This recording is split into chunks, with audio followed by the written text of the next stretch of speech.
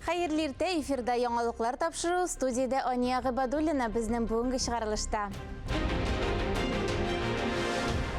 Киләчәкне формалаштыру бүген Казанда БРИКС илләренең мәгариф министрлары катнашында халыкара форум ачыла.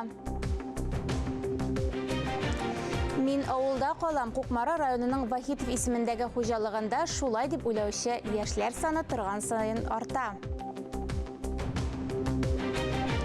Бергәләп тырышу Саба районында компьютерда программалаштыру белән кызыксынучы мәктәп балалары өчен укулар узды.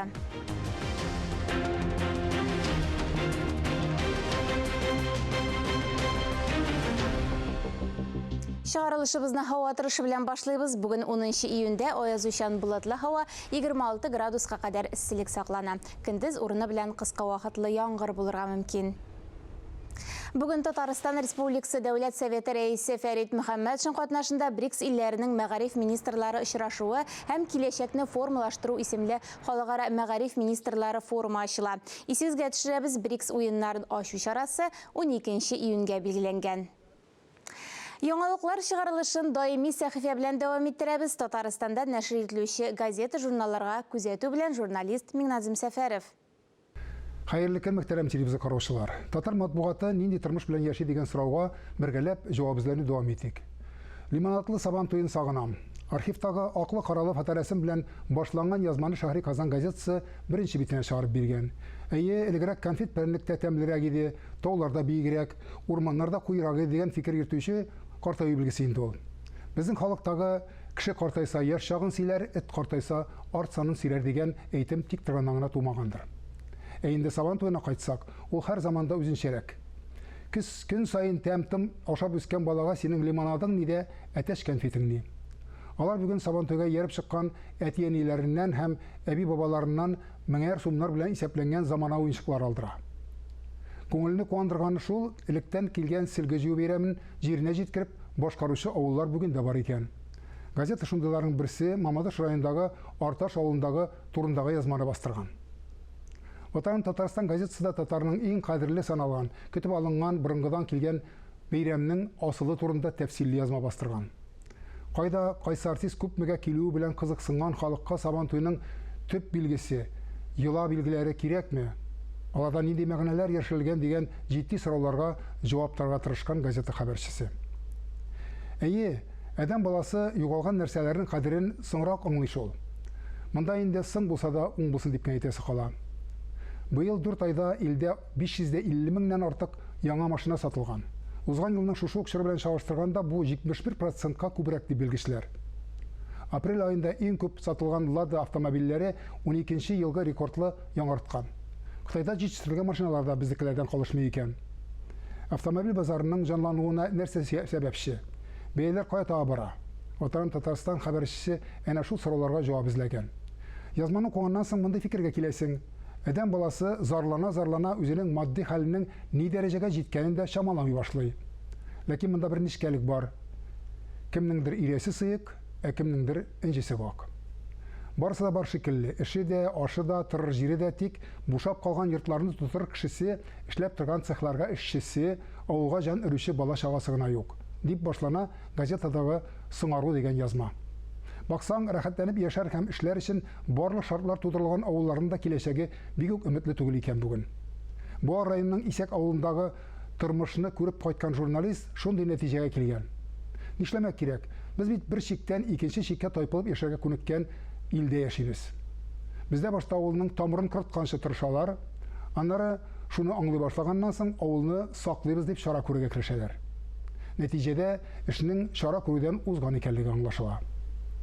Акыл белән фикер йөртеп, үткәннәр өчен үкенмәслек итеп яшәргә язса дигән теләктә бүгенгә сезнең белән саубуллашам, исәнлектә күрешик.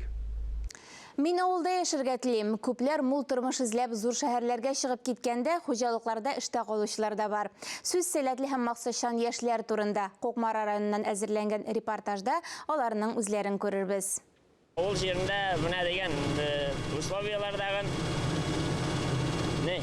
эше дә күп, акчасы да күп. Максим Никитинга 24 яшь. Вахитов исемендәге хуҗалыкта ул инде 3 ел эшли. Кышын малларга ризык ташыса, хәзер ул кукуруз чәчү белән мәшгуль. Бирегә эшкә уку йортын тәмамлагач ук урнашкан. Авыл җирендә калганга да үкенмим дие. Қазір китәсе келмей. Рахат, көбінше өзі ремонтлайбыз енді. Болмағаш, сервистар келіп олышып кетер. 34 яшьлек Радик Кашафетдинов бош агроном. Биредә ул 6-нчы елын хезмәт куя.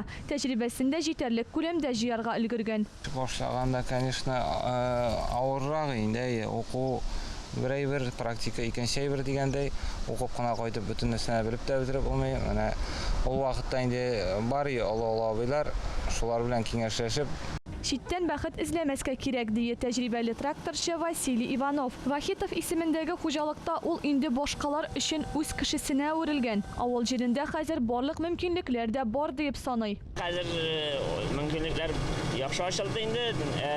Авыл җирендә дә зарплата шәһәр җиреннән калышмый. Авыл хуҗалыгы предприятиеләрендә бүген барысы да заманча таләпләргә туры килә. Авылда калырга теләүчеләргә 80гә 20 программасы буенча йорт төзү мөмкинлеге каралган. Миләүшә Хаҗиева, Марат Сабирҗанов. Татарстан яңалыклары өчен Кукмара районыннан. Саба районында компьютерда программалаштыру белән кызыксынучы 7-8 сыйныф укучылары өчен 2 көнлек укулар үтте. Хакатон исемле бәйге юнәлешләрендә кылычлаган дәресләрне Татарстан финанс министрлыгы IT парк вәкилләре алып барды. Барысы 21 егет һәм кыз сату алулар өчен кулланыла торган мобиль кушымталар ясау серләренә төшенде. Тулырак алдагы язмада. Саба районы укучылары IT юнәлешләр белән аеруча кызыксына. Өйрәнергә теләкләре булганнарга даими укытуларда оештырылып тора. Саба урта мәктәбе базасында узган IT программистлар укуларыннан соң Хакатон бәйгесе чираттагы шундый проектларның берсе. шушы технологияны кулланып, шын проектка, шын бизнеска эшләп күрсәттеләр. Укуларның нәтиҗәсе булып район эшмәкәрләре укучыларга үз бизнесларын интернет киңлекләрендә җәелдерү максатларыннан сату алулар белән эшли торган мобиль кушымталар ясарга биремнәр тәкъдим итте. Хакатон дигән сүз команда белән бергәлектә бер тәүлек эчендә куелган бурычны тормышка ашыруны аңлата. Сәләтле балалар интернат мәктәбе командасы акыллы йорт исеме астында үз эшләрен яклады. Заманча йортларда яшәүчеләр, шундый өйләрдә яшәргә теләүчеләрнең кызыксынуларын кылычлаган бу эштә экспертлар тарафыннан хуплау тапты. Ул бүген мондый эштәлектәге бердән-бер эш буларак та югары бәя алды. Кешегә ярдәм итә инде, йортның карага, камералар, шундый датчиклар белән. Мөмкинлекләр тудырыла, бушка шушындый проектларда катнашып, менә бүләкләр алып кайтасыз, үзегезгә яңалыклар беләсез, шуңа күрә бу эшләрегезне дәвам итегез. Беренче уңышлар бердәм командаларны бүген үк каршы алды. Аларның мобиль кушымталары баллар белән бәяләнеп, урыннар бирелде. Кайберләре җәйге яллар вакытына эшкә чакырулар да кабул итеп алды. Яшьләрне иң канатландырганы IT юнәлештә укулар кабаттан сентябрьдә булуы. Анда алар һәр бизнеска кирәк ысул Telegram ботлар ясарга өйрәнә. Укырга теләүчеләрнең яше шикләнмәгән. Алия Галиуллина, Райля Галауина, Ирек Султанов, Татарстан яңалыклары, Саба районы. Эфирда яңалыклар, чыгарылышыбызны мәдәни тормыш сәхифәсе белән дәвам итәбез. Сезне бу атнада узачак чаралар афишасы белән таныштырабыз. Хәерле иртә, эфирдә мәдәни тормыш сәхифәсе сезнең белән мин Динә Нәҗметдинова. 13 июньнән башлап хәрәкәттә бәрәкәт проекты башланып китә. Быел җәй азагына кадәр халкыбызның кичке уеннары һәм биюләренә багышланган 12 дәрес уздырылуы көтелә. Һәр атнаның пәнҗешәмбе көннәрендә Кабан күле яр буена җырлы биюле уеннарда катнашырга яки тамаша кылырга теләүчеләрне Кабан күле яр буена көтеп калабыз. Дәресләр кичке 6-да башлана. 16 июнь көнне Ценчурин театрында Кияу урлау спектакле уйнала. Кайчандыр ике дус Озват белән Содри туганлашырга уйлыйлар. Әгәр дә беребездә кыз, икенче бездә малай туса, өйләндерәбез дип ант әйтешәләр. Ләкин икесенең дә малай туа. Шулай итеп ант онытыла. Әмма үләренә 3 көн кала, Озват бабай күптәнге антны исенә төшерә. Дәвамын спектакльне карап белерсез. Шимбә көнне Габдулла Кариев театрында Ак чәчәкләр кебек спектакле уйнала. Сүз кичкенәдән үк Тоби булырга хыялланган Осия исемле кыз турында бара. Күпчелек шәһәр һәм район театрлары быелгы сезонны тәмамлады. Ә хәзер музейлар турында тулырак. Габдулла Тукай музее исә ел дәвамында эшләвен дәвам итә. 1986 елда ишекләрен ачкан музей Казанның иске татар бистәсендәге иң матур биналарының берсендә урнашкан. Экспозиция Тукайның тормыш юлын һәм иҗатын чагылдыра. 20 гасырның күренекле татар рәссамы Әмир Мәҗитов исемендәге музейда сәнгать сөючеләрне үзенә чакырып кала. Биредә Татарстан, Ярославль һәм Кырым пейзажлары, портретлар, натюрмортлар тәкъдим ителгән. Бу атнага мәдәният дөньясына кагылышлы яңалыклар менә шундый иде. Мин Динә Нишметдинова сезнең белән киләсе атнага кадәр сау булашам. Галиәскәр Камал исемендәге Татар дәүләт академия театры яңа сезонда халкыбызның легендар җырчысы Әлфия Авзалова турында спектакль чыгарырга җыена. Әлеге вакыйга уңаеннан без бүген аның кызы Әлфия Авзалова фонды җитәкчесе Зөлфия Нигъмәтҗанованы студиягә чакырдык. Актуаль әңгәмә сәхифәсен журналист Миңназим Сәфәров алып бара. Хәерле көн, Зөлфия ханым. Хәерле көн. Біз сізді студияда көруіңізге бик шатбыз. Һәм тамашачыларыбыз да шундай фикердә дип уйларга кирәк. Чөнки сез безгә Әлфия апаның истәлекләре турындагы хәбәрләр генә түгел, үзен дә хәтерләтәсез. Рәхмәт. Сезгә әйткәннәр бармы сүз уңаеннан, әниегезгә шуй барасыз торган сайын дип? Әйтәләр инде, күбесе әйтәләр, таныйлар. Кояш күзлеген кисәм дә, кич шуның белән җирсәм дә, бөтенсе әйтәләр, сез Әлфия Авзалованың кызы түгелме? Әйтәм, әйе, мин әйтәм шул. Бик шап барасыз дие. Мин әйтәм, шулай инде картая бара, шап барам инде, Аллага шөкер. Шулай булсын, әниегезнең яраткан кызы, яраткан истәлеген саклаучы, төп истәлеген саклаучы кеше буларак беләбез без сезне. Туган авылында сезнең башлап йөрүегез белән, тырышлык белән аның үзәге ачылды. Анда Казан кунакларына түгел, казанлылар үзләре дә бик теләп йөриләр дип уйлыйм, чөнки анда Әлфия апаның рухы, Әлфия апаның киемнәре, Әлфия апаның үзен күз алларга була. Һәм аның исемендәге фестиваль өченчесен үткәрдегез бугаймы? Гран-прилар билгеле булды, аның дәвамчылары дип әйтәбез без аларны, әйме? Тагын ниндидер бер яңалык бар дип ишеттек. Камал театры безгә бүләк әзерләп дөрес. Не булсыз? Ну беләсезме, аны теге ничек инде секрет дигән әйбер иде. Сер түгел хәзер. Бүтін кеше белә башлады, бүтінсі шалтыраталар миңа, бүтінсі сырыйлар. Менә нишләп син бер сүз әйтмисең, шулай куялар икән Камал театрында. Аллага шөкер, менә хәзер куя башлыйлар дип уйлыйм. Эшлиләр, теге постановка буенча. Дәвам итә, режиссер эшли башлады. Һәм артистлар хәзер рольга ничек әйтим дә, уже күп артистлар миңа шалтыратып, Зөлфия апа, менә Әлфия апа язган китабы бармы сездә? Мин әйтәм, татар телендә бөтенләй бетте, тагын мин әйтәм чыгарырга кирәк. Үч телдә чыккан иде хәтта. Үч телдә чыкты, рус телендә, инглиз телендә һәм татарча, татар телендә. Менә татар телендәге бөтенләй таралды, чөнки яңадан чыгарга вакыт җиткән дигән сүз. Бөтен теге без бит аны сатмыйбыз. Без аны бүләк итәбез. Гимназияларга, библиотекаларга, архивларга бөтенсенә таратабыз. Аннары теге кем фестивальләрдә лауреатларга таратабыз бөтенсенә. Демәк, спектакль булачак инде, әйме? Курчак театрында спектакльне күрдек, балалар күрделәр, таныдылар Әлфия апаның кем икәнлеген, җырларын ишеттеләр, әйме? Һәм монда инде безнең олырак тамашачылар өчен спектакль әзерләнә дигән сүз. Алла бирсә, бик кызык булырга тиеш дип ышанам. Чөнки режиссер мине әле пока ничек әйтим, әлегә чакырмады үзе янына. Әзер булган оешканнан соң инде. Менә шулайдыр дип уйлыйм мин. Сез менә чыннан да бик зур тырышлык куясыз Әлфия апаны оныттырмас өчен, чөнки тормыш бит инде ул, әйме? Тормыш бара үзенчә, яңа вакыйгалар барлыкка килә, яңа кешеләр барлыкка килә. Менә легендар җырчыны, татарның карап торган легендар җырчысын оныттырмас өчен, чыннан да сез бик зур эшлисез. Һәм ике ил арасында җырып эшлисез дип уйлыйм, әйме? Авыр түгелме? Кай вакытта теге авырыксынмыйсызмы? Кайтасы бар, киләсе бар, эшлисе бар дип. Менә анда минем бит оныкларым, кызым шунда тора һәм шуңа күрә ярты елга бер мәртәбә миңа туры килә, алар янына барып сагынам бит инде балаларны да. Шуңа күрә ярты елга бер мәртәбә барып, алар белән бер ярты ай яшәп кире кайтам инде. Әлбәттә инде билет хакы бик зур, шуңа күрә кызыма рәхмәт. Заманаларда бик авыр. Хәзер теге турыга туры барып булмый. Шитилгә хәзер инде Төркия аша бөтенләй бик кыйбатка төште хәзер. Шуңа күрә Аллага шөкер, балалар әйттеләр миңа, үзебез кайтабыз, син килмәсәң, без үзебез кайтабыз дип. Хәзер инде менә минем аныгым Хава, Ева, һәм аның җегете, мин аларны чакырдым, Альбина Мунировна Насырова чакырган иде Бала Сити дигән мәктәпкә укытырга инде. Безнең кызга ошый теге җегетенә мин вообще моннан бер кайда китмим ди.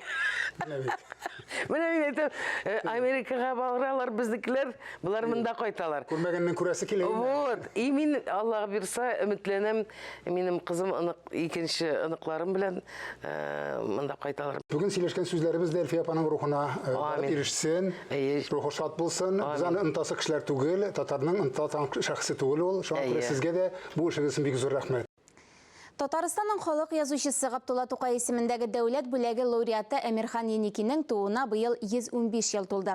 Казан Федераль университеты белән берлектә әзерләнгән сәхифәдә сез күренекле шәхес турында тулырак белә аларсыз. Татар гамын, татар яшәешен Тукай, Дәртмәнд, Җәлил, Еники, Гыйләҗев, Мәгдиевләрдән башка күз алдына китерү мөмкин түгел. Әгәр Әмирхан Еники иҗаты булмаса, хәзерге әдәбиятның йөзе башка булыр иде. Хәзерге татар әдәбиятындагы үзгәрешләрне сугыш вакытында ук Әмирхан Еники прозасы башлап җибәрә. Тормышындагы төп гамәленә, язучылыкка мөнәсәбәтен әдип кыска итеп уйдырып сала. Язу намус эше. 2024 елда киң җәмәгатьчелек Татарстанның халык язучысы Габдулла Тукай исемендәге дәүләт бүләге лауреаты Әмирхан Еникинең 115 еллыгын билгеләп үтә. Әмирхан Нигъмәтҗан улы Еникеев, Әмирхан Еники, 1909 елның 2 мартында Башкортстанның Благовар районы Яңа Каргалы авылында сәүдәгәр гаиләсендә 10нчы бала булып дөньяга килә. 1925 елда гәзиттә басылган игълан буенча Казанга рәссамчылык, скульптура сәнгате һәм архитектура мастерскойларына укырга керә. Ләкин укуны ташларга туры килә. Әмирхан Еники китап кибетенә эшкә урнаша. Соңгы китап романында әдип китап кибетенә эләгүемә шат идем дип яза. Миңа калса, китап сәүдәсеннән дә яхшырак, мәдәнирәк бүтән сәүдә юк иде. Шушы яхшы урынга мине юнәлдергән кеше ул китапханә мөдире Фәтхи Бурнашның бер туган энесе Вафа Бурнаш дигән кеше иде. Казанга килгәч, Әмирхан Еники әдәбият җыелышларында катнаша башлый. Хади Такташ, Гадел Кутуй, Муса Җәлил, Гомәр Толымбай, Садри Җәләл, Төхфәт Чинекәй кебек яшь язучыларны күрә, әдәби бәхәсләрне тыңлый, үзе дә язып карарга тели. 1926 елда Озын көй тыңлаганда исемле башкорт тормышыннан алынган беренче хикәясе безнең юл журналында басылып та чыга.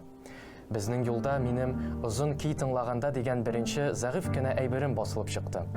Әйбер зәгыйфь булса да, журнал үзе бик авторитетлы иде. Шул заманның бөтен мәшһүр язучылары аның битләрендә басыла иде. Менә мин дә шулар арасына кысылдым, дип искә ала әдип үзе Әмирхан Еники. Сугыш башлану хәбәрен Әмирхан Еники Оренбург тирәләрендә ишетә һәм Төньяк Көнбатыш фронтның резервта торучы гаскәрләре рәтенә килеп беләгә. Сугыш шартларында Әмирхан Еникинең бала, ана һәм кыз бер генә сәгатькә, мәкшәшәгә һәм башка нәсер хикәяләрен иҗат итә. Хикәяләремдә яшәү турында, тереклекнең үлемнән көчлерәк булуы турында язарга тырыштым, дип яза әдип истәлек язмаларында. Сугышның нәрсә икәнен әйтеп торасы юк инде. Ул шиксез үлем, кан, үлем. Шуңа күрә бит аны мәсарыкка да чыгып, bundan да нитәгә чагыштыралар. Сугышны. Ләкин шушы өзлексез кан, үлем Оша икенче бер нәрсәне сизәргә туярга мөмкин иде. Ул да булса, кешенең яшәүгә булган омтылышы, өмете, ышанычы, кыскасы яшәү дигән нәрсә үлемнән көчлерәк. Сугыштан соң язылган хикәяләрендә әдип 20нче йөзбашы татар язучыларының катлаулы, психологик фәлсәфи синтетизм стилен, модернизмга хас аң агышын, символлаштыруны, психологизм һәм психоанализны, хикәяләүдә лиризмны кайтара. Татар әдәбиятындагы үзгәрешләрнең милли нигезләргә кайтуның башлангычы шушында. 1956 елда Әмирхан Еники «Кем җырлады» исемле фәлсәфи хикәясен яза. Бу хикәя татар әдәбиятының милли яңарышка, милли нигезләргә кайтуы турында беренче хәбәр була. 1960 еллардан Еники иҗатында миллилек калку билгеләнә башлый. Һәм ул милләт яшәешендәге актуаль проблемаларны күтәрү төсен ала бара. Язучы әйтелмәгән васият, туган туфрак хикәяләрендә буыннар арасындагы рухи бәйләнешләр өзелү, тел югалу, йола гадәтләренең, гасырлардан килгән әхлакый кыйммәтләрнең онытылуы, туган җир кадерен, кешеләр арасындагы мөнәсәбәтләр матурлыгын күрмәү кебек беренче карашка татарлар өчен әһәмиятле тоелган мәсьәләләрне гомум кешелек проблемалары дәрәҗәсенә гомумиләштерә. 1959 елда туган туфрак хикәясен, 1965 елда әйтелмәгән васият хикәясен язып, Әмирхан Еники инде милли нигезләргә кайту юлына тамам аяк баскан татар әдәбиятына яңа буыннар арасында бәйләнешләр өзелү темасын алып керә. Әмирхан Еники үзе күргән, белгән шәхесләр турында, аларның тәрҗемәи хәленә, иҗатларына бәйле хәл вакыйгалар хакында күп яза. Габдулла Тукай, Галимҗан Ибраһимов, Гаяз Исхакый, Хади Такташ, Сәйфи Кудаш, Хәсән Туфан, Сәлих Сәйдәш кебек шәхесләр турында бик күп мәкаләләрендә олылап, кадерләп искә ала. Татар әдәбиятының иң якты йолдызларын ул һәр вакыт бөек Габдулла Тукай белән янәшә куя. 20-нче йөз әдәби-мәдәни барышындагы иң шәрәфле исемнәрне шул үлчәмгә сала. Публицистикасында үз заманында Әмирхан Еники беренчеләрдән булып әдәбият мәйданына Гаяз Исхакый исемен кайтару мәсьәләсен күтәрә. Габдулла Тукайга багышлап 5 истәлек, 7 шигырь язган Сәгыйть Сүнчәләйне кыю рәвештә яклап чыга. Татар җәмәгатьчелегенә Сәгыйть Сүнчәләй Төхфәт Шинекәй җыентыкларын туплап тәкъдим итә. Үзенең иҗат бурычын һәр яклап уйлап төшенгән хезмәтендә яшәвенең мәгънәсен тапкан артистка Нәгыймә Таҗдарова исемен сугыш вакытында ук халыкка таныта. Әмирхан Еники татар әдәбиятын милли нигезләргә кайтарган әдип, милли нигезләргә янәдән барган әдип һәм үткен телле публицист. Үз заманында ул Габдулла Тукай, Галимҗан Ибраһимов, Гаяз Исхакый исемнәрен яклап чыккан кыю публицист буларак та таныла. Һәм Әмирхан Еникинең мондый сүзләре бар. Мин борынгы язучыларны күргән кеше. Аларның килеш-килбәтләре, үзен тотышлары, сөйләм әдәпләре бөтенләй икенче төрле иде. Күрәсең, әдип шушы чор рухын 20-нче йөзнең икенче яртысына да кайтару теләге, нияте белән янгандыр. Әмирхан Еники 2000 елның 16 февралендә Казанда вафат була.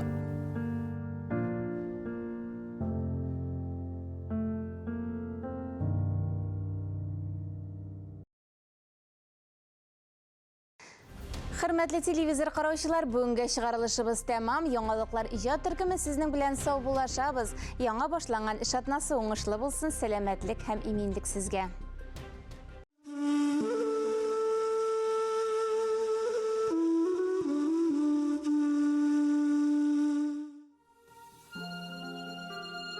Эй хатын кыз, бәллүр хисе, саф шишмәдәй күңеле, язның нәфис нурларыннан тугандыр ул җиргеле. Йөрәккә май булып ятар балдай татлы сүзләре, дөньяның бар сере сыйган мәхәббәтле күзләре. Хуштан яздырырлык гүзәл, сагылмалы сыннары, кайгылардан йолкып алыр нәфис йомшак куллары. Эй хатын кыз, биниһая изгелекнең үзедер. Үзе назлы, үзе иркә, үзе сабыр, түземдер. Әдәмнән түгел, әйтерсең, ай кояштан яралган. Җыр булып яши дә җирдә, сер булып китә аннан.